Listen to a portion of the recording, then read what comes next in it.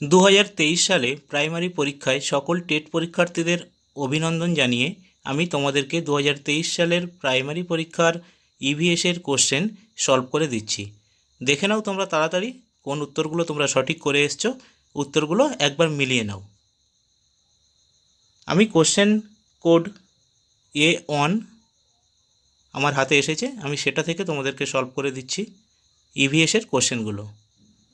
121-এর দাগে যে কোশ্চেনটা ছিল, দেখো নিম্নলিখিত কোন যৌগিক পদার্থটির পরিমাপের মাধ্যমে আগ্নেয়গিরির অগ্নুৎপাতের কারণে হওয়া বায়ু দূষণ শনাক্ত করা যায়।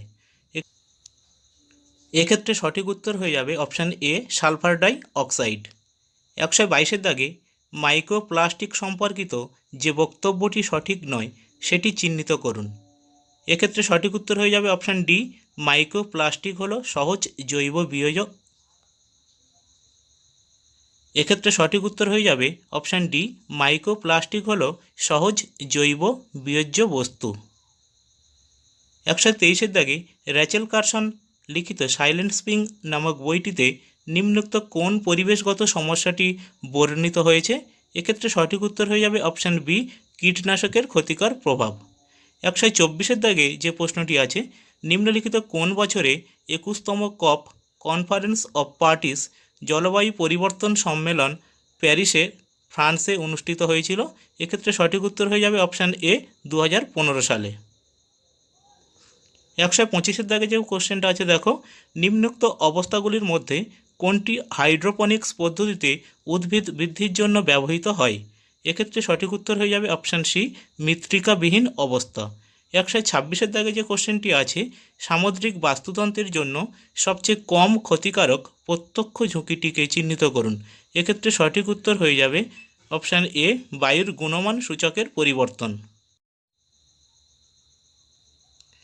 127-এর দাগে নিম্নলিখিত টক্সিনগুলির মধ্যে কোনটি মানুষের শরীরে রেড টাইডস এর মধ্যস্থতায় প্যারালাইটিক শেলফিশ বিষক্রিয়া অর্থাৎ পিএসপি সৃষ্টি করে? এক্ষেত্রে সঠিক উত্তর হয়ে যাবে সেক্সিটক্সিন।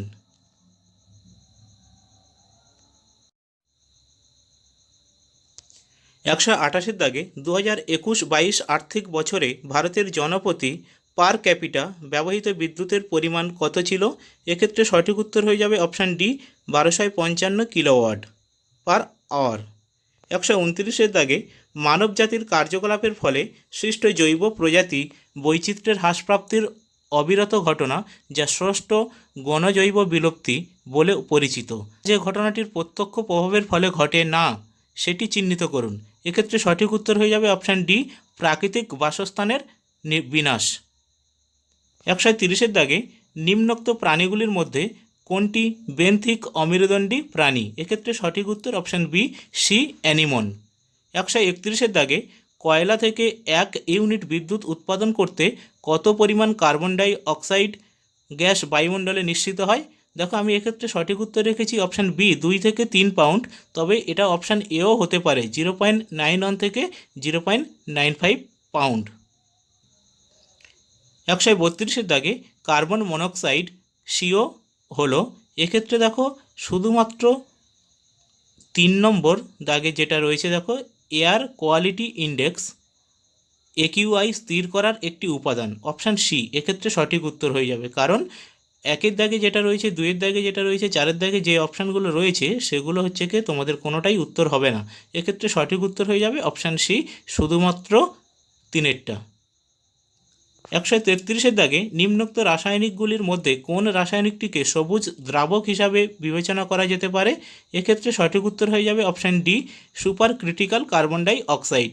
134-এর দাগে নিরক্ষীয় অর্থাৎ বিষুবীয় প্রশান্ত মহাসাগরে সংঘটিত এনসো অর্থাৎ এল নিনো সার্দান অসিলেশন ঘটনার পৃষ্ঠীয় জলের তাপমাত্রার নিম্নলিখিত কোন পর্যায়কে এল নিনো পর্যায় বলা হয়?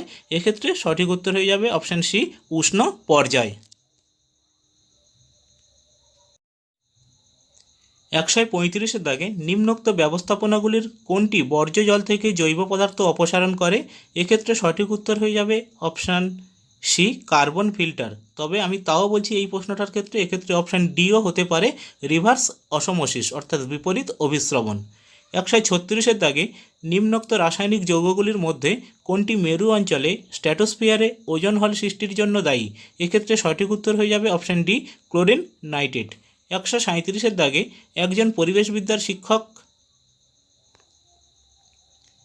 137-এর দাগে একজন পরিবেশবিদ্যার শিক্ষক হিসাবে আপনি শিলা ও খনিজের সঙ্গে শিক্ষার্থীদের পরিচয় ঘটানোর ইচ্ছা পোষণ করেন। এখন একজন অনুসন্ধিৎস শিক্ষার্থী আপনাকে প্রশ্ন করল যে অধিকাংশ খনিজ ও শিলাতে কোন মৌলটি পাওয়া যায়।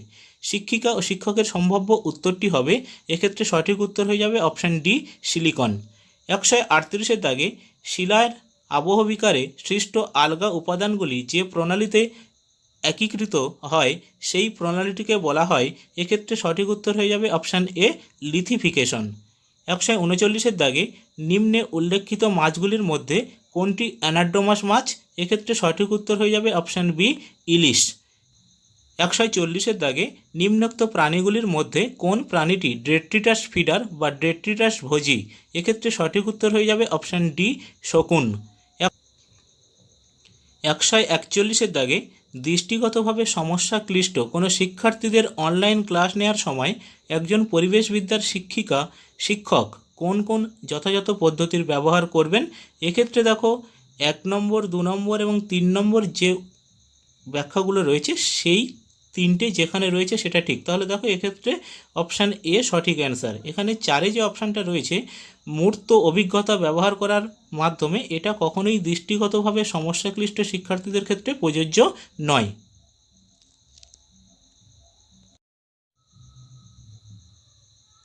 142-এর দাগে শৈবাল ব্লুম, শৈবালের সংখ্যা অতিবৃদ্ধি এর সঙ্গে সম্পর্কিত নয় যে ঘটনাটি, সেটি চিহ্নিত করুন।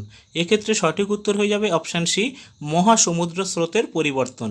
143-এর দাগে নিচের বিবৃতিগুলির মধ্যে কোনটি সঠিক? এক্ষেত্রে সঠিক অ্যান্সার হয়ে যাবে অপশান বি, প্রাণীদের প্রজননগত প্রয়োজন মেটানোর জন্য একত্রিত হওয়ার সঙ্গে সম্পর্কিত। 144-এর দাগে একজন পরিবেশবিদ্যার শিক্ষক একটি কঙ্কালের সাহায্যে তার শিক্ষার্থীদের বিভিন্ন ধরনের অস্থিসন্ধির ধারণা দিচ্ছেন। এখন তিনি দেহের বিভিন্ন শারীরস্থানিক অংশে বল ও সকেট অস্থিসন্ধি নির্দেশ করলেন। শারীরস্থানিক অংশসমূহ শনাক্ত করুন। এক্ষেত্রে সঠিক উত্তর হয়ে যাবে অপশান ডি, নিতম্ব ও কাঁধ। 145-এর দাগে ভিন্ন প্রজাতি থেকে প্রবর্তিত জিন ধারণকারী প্রাণী এবং উদ্ভিদকে বলা হয়। এক্ষেত্রে সঠিক উত্তর হয়ে যাবে অপশান বি, ট্রান্সজেনিক। 146-এর দাগে নিচের বাক্যগুলো পড়ুন এবং সঠিক বিকল্প বেছে নিন। দেখো বিবৃতি এ আর যুক্তি আর, এটার থেকে যে সঠিক উত্তরটি আসবে সেটা হচ্ছে কি অপশান বি, এ এবং আর উভয় সত্য এবং আর হলো এ এর সঠিক ব্যাখ্যা।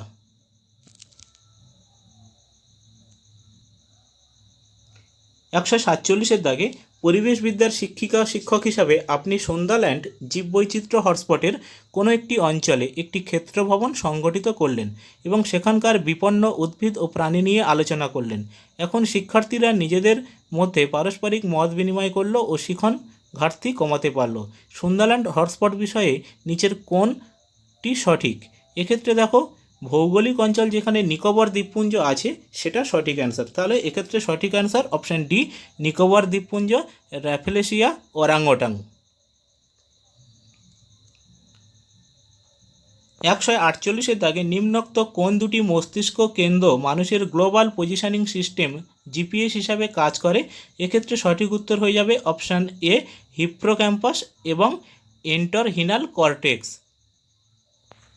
149-এর দাগে একজন পরিবেশবিদ্যার শিক্ষিকা ও শিক্ষক রূপে আপনি বিভিন্ন প্রাণী প্রজাতির বিপন্নতার কারণ নিয়ে একটি বিতর্ক সভার আয়োজন করলেন। শিক্ষার্থীরা তাদের মতামত ব্যক্ত করলো। এখন বিতর্কের উপান্তে রয়্যাল বেঙ্গল টাইগার, একশৃঙ্গ গন্ডার, গঙ্গার শুশক, সর্পগন্ধা ও মেরু ভল্লুকের পপুলেশনের সংখ্যা হ্রাসের নির্দিষ্ট কারণ জানা গেল। নিচের কোন অনুক্রমিক বিকল্পটি সর্বাধিক প্রযোজ্য? দেখো এক্ষেত্রে সঠিক উত্তর হবে অপশান ডি, বাসস্থান ধ্বংস, চোরা শিকার, দূষণ, অতিব্যবহার, জলবায়ুর পরিবর্তন এবং বিশ্ব উষ্ণায়ন। 150-এর দাগে নিম্নোক্ত কোনটি ভারতের প্রথম বায়োস্ফিয়ার রিজার্ভ? এক্ষেত্রে সঠিক উত্তর হয়ে যাবে option C, Nilgiri biosphere reserve. তো এই তোমাদের পরিবেশবিদ্যার অর্থাৎ এভিএসের 30টি প্রশ্ন আমি সমাধান করে দিলাম। এখানে প্রায় 99% আমি সঠিক অ্যান্সার তোমাদের সামনে করে দিয়েছি। এবার পর্ষদের অ্যান্সারপত্র অপেক্ষায় থাকলাম আমরা সবাই।